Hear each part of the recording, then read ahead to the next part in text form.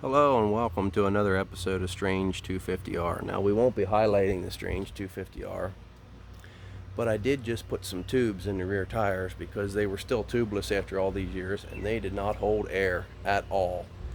Actually, this little tool here, man, is that a worker. I love that thing. It works so good. Get yourself one. If you work on ATVs, lawnmowers, anything with tires, you need it. Now this episode is brought to you by Blue Line Graphics. www.bluelinedecals.com. This guy knows his stuff. He's got a lot of stuff in stock, but if you got something custom or some totally new idea you want to do, he'll work with you, try to work with your budget, do what he can for you. Good service, fair prices. Check him out. He's the guy to see. Now I want to cover some of the differences between 81 and 82. That's the real reason for this video. Not so much the weirdo over there.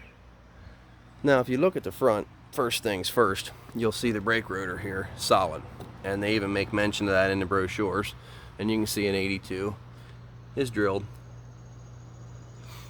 So that's pretty obvious, pretty simple, nothing real big. Now, like when you start looking at eBay and the parts are listed as 81 or 82, this is where things get a little dicey, and this is where it helps to know what you're looking at. Because a guy will take an 81, tear it down, think they're the same because 81 and 82 look the same. But they're not. Look down here at this triple clamp. The bolt comes in from the back side here, and this half is threaded. The bolt threads into that. You look at the 82, it's a through hole. The bolt comes the whole way through from the front, and it's machined flat, and there's a nut on the back. I actually just learned that today from a new research and information archive I found. A fellow by the name of Steve, all the way up in Alaska, contacted me and put our heads together, and he gave me some information I didn't have, and I gave him some he didn't have, and he's been watching my videos and following what the Strange 250R is turning out to be, and pretty cool guy. So he's Honda historian, just like most everybody that's watching this probably. So now you come back to the 81, and you have your kill switch up here on your throttle. So if you see a throttle like this, it says 81, 82, 250R, it's not. It's 81 only. Look at the 82, no switch. Switch has been moved over there for the 82 model year. On the 81, they have these weird looking switches. So this is 81 specific. This is 81 specific. This is 82. This is 82. Now I have the headlight off of this one because that headlight's got a crack in it, and I just don't want to use it on this nice trike. I figure I'll find one that ain't got a crack because it's just going to rattle around and bug me. But you have these big scoops here up by the neck on the 82. That was actually advertised as some kind of air induction trickery or some nonsense, but basically they just didn't want to pull air from under the seat anymore, I guess. And they funnel the air down to here. In here the air box has a rubber boot, goes up inside this thing, and that's how it draws air down the backbone. Now you look at the old 81, no such area here, just this opening. Now this rubber boot actually goes up into the fender right there.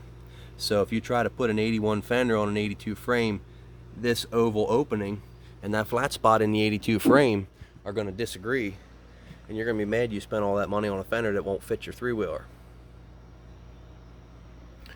You have 81 specific, 82. And if you ever see a frame at a boneyard or something, flea market, swap meet, whatever, and you see this, you know positively it's an 82. A couple other ways to tell too. But while we're here, we'll look at the decals. This is an 82 decal. There's a white stripe, a dark royal blue stripe, and then a light blue stripe. And that carries over into the rear fenders as well on the 250R in the rear. But when you go to the 81, you're missing the light blue stripe. So be careful when you order decals, because they will be different. Unless you get some cheap decals and they're all the same and they're wrong anyway. You don't want to do that. You want to go to Blue Line Graphics for your decals.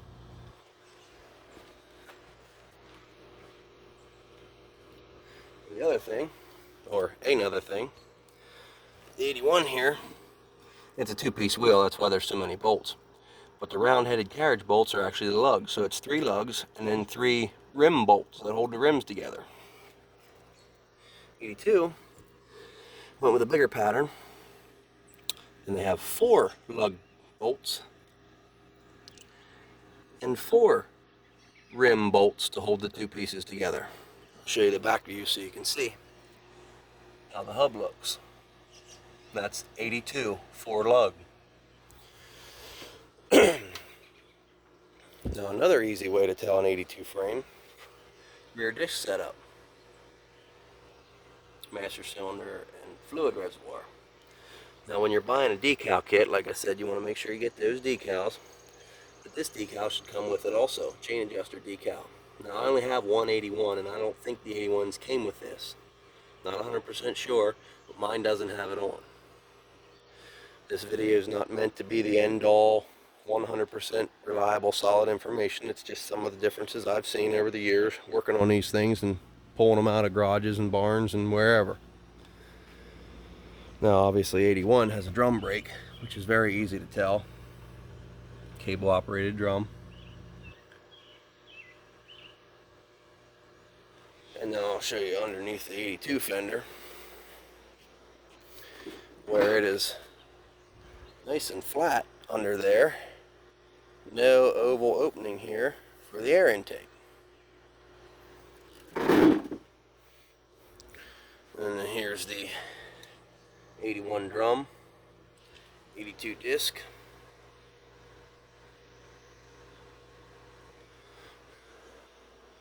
There's the 82. The throttle control, the headlight switches, the decals, the air intake, the snorkels at the front behind the headlight, the triple clamp bolts on the bottom triple clamp, the top clamp is the same, the rear disc brake, and the 4 lug wheels. This is 3 lug wheels, open air filter, totally different switches, kill switches on the throttle control. Front disc brake is solid, and obviously the decals as well. Like I said, these are just a few of the big differences that I've picked up on over the years. There may be more. If you know something, comment below. Let us know. I got somewhat of a ragtag team of researchers that I'm always in contact with, guys that work on them, fix them, restore them. Like I said, I just recently met Steve up in Alaska, and he seems to have some good information. And there's always my reference library that I refer to quite often. Got all these old brochures on the red books. There's the specs. You could probably screenshot that and zoom it in, and then you'd have the 82 specs. There's the 81 specs. I'll try to hold still as long as I can so you can screenshot it. And then you can see here in this 82 brochure, new frame inducted remote air cleaner intake system. Ooh, sounds fast. New hydraulic rear disc brake has been drilled for less weight. Wow, that's a racer. And a lot of this I alluded to and did show in the other videos about how the fork was different and some of the prototypes were used, that fork compared to that fork.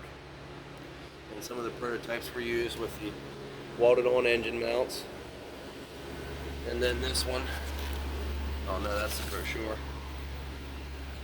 Oh, this one has the 961 stamping on the engine without the aluminum tag and the rivets. So that's just a few differences. So beware when you're looking at parts on eBay, because a lot of this stuff is going to say 81/82, and that is not correct. Just because a guy finds an 81 at a swap meet and tears it down doesn't mean all the parts are going to fit in 82. They may work, they may fit, they may be okay if you're not worried about it, but if you want that 100-point restoration, then I'd recommend looking up what you need to find, finding information, go on eBay, buy the old brochures like I have, establish a reference library, get all the ducks in a row, and then nobody can argue with you because you have everything you need and information to boot.